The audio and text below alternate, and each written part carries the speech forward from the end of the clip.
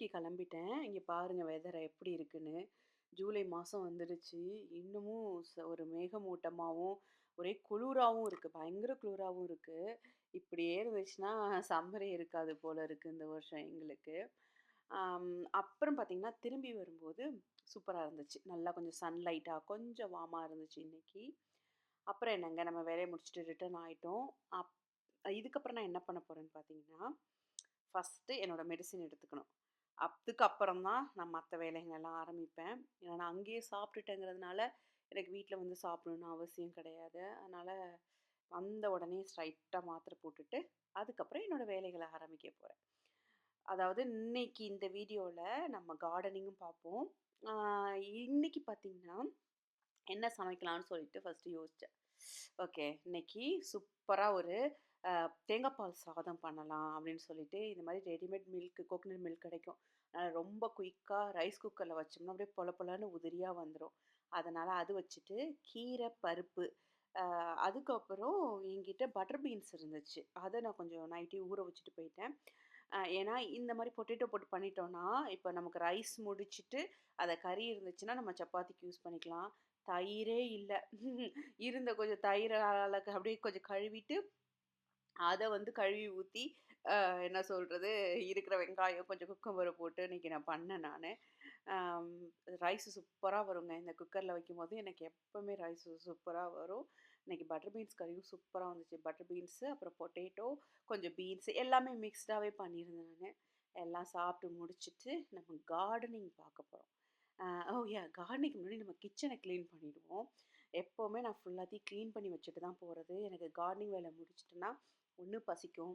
அப்படி இல்லைன்னா ரொம்ப டயர்டாயி தூக்கம் வந்துரும். அதனால நம்ம ஃபர்ஸ்ட்டு எல்லாத்தையும் கிளீன் பண்ணிடணும்.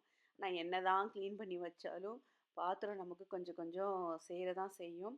அப்புறம் எல்லா கறியும் எடுத்து ஒரு கண்டெய்னர்ல ஒரு சின்ன கண்டெய்னர்ல மாத்தி வச்சுட்டேன்னா, ஃப்ரிட்ஜில வச்சுருவேன். மீந்துச்சுன்னா நாளைக்கு வேலைக்கு எடுத்துட்டு போலாம்.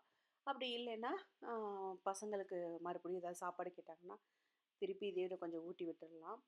முடிஞ்ச அளவு பாத்திரம்லாம் நான் கிளீன் பண்ணி தான் வச்சிருக்கேன் நானு. எல்லாரும் சாப்பிட்டு முடிச்சு எல்லாம் பண்ணதுனால, பாத்திரமும் விளக்குனதுனால, சிங்க்கையும் நல்லா தொடச்சு வச்சுட்டேன் நானு. எப்பவுமே கார்டனிங் இருந்துச்சுன்னா, நான் சமையல் கொஞ்சம் குறைச்சிக்கிறது. பெரிய சமையலா நான் பண்றது கிடையாது. ஏன்னா, இதுலயே எனக்கு டைம் போயிடும். ஆனா, இப்ப சம்மர்ன்னு சொல்றோம். ஆனா சம்மருங்கிறதுனால எங்களுக்கு என்னன்னா, சன்லைட் ரொம்ப நைட் வரைக்கும் இருக்கு. அதனால நான் இப்ப சமையல்லாம் எல்லாம் முடிச்சு, எல்லாம் பண்ணி ஒரு 7 மணி, 8 மணிக்கு மேல தான் நான் வெளில போவேன். அப்படி இருந்துமே பார்த்தீங்கன்னா, நல்ல சன் இருக்கும். ஒரு 9, 9:30 வரைக்கும் கூட நம்ம வேலை பார்க்கலாம். இப்ப என்ன செய்ய போறேன்னா, ரோஜா பூ பார்த்தீங்கன்னா, பூத்திருக்கு. 3ஏ 3 பூ தான் வந்திருக்கு. இதுக்கு நம்ம என்ன பண்ணுவேன்னா, அந்த இலையெல்லாம் இருக்குல்ல, எவ்வளோக்கு எவ்வளோ எல்லா இலையும் நம்ம எடுத்து விடுறோமோ, அவ்வளோக்கு அவ்வளோ இன்னும் நெறைய பூக்கும். அதனால என்ன பண்றேன், எல்லா இலையும் நான் எடுக்க போறேன் நானு.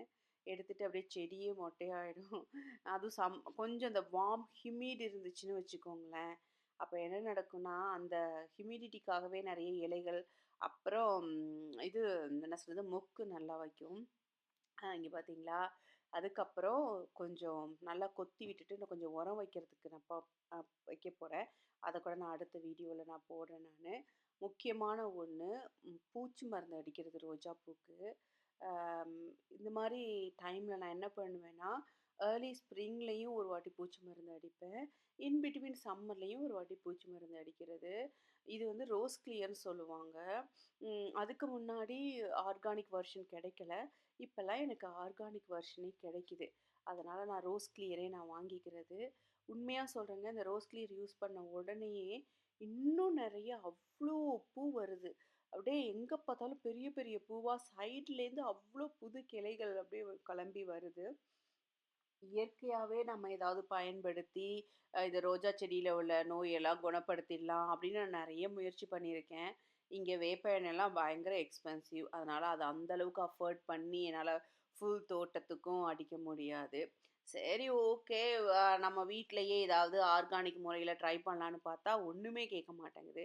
ஏன்னா அக்கம் பக்கத்துல உள்ளவங்க வந்து நம்ம ரோஸ் ஸ்ப்ரே அடிக்கும் பொழுது, ஆட்டோமேட்டிக்கா எல்லா ஏஃபிட்ஸு, எல்லா ஃபங்கல் டிசீஸும் நம்மள தேடி தான் வரா மாரி ஃபுல் இன்ஃபெக்ட் ஆயிடுச்சு.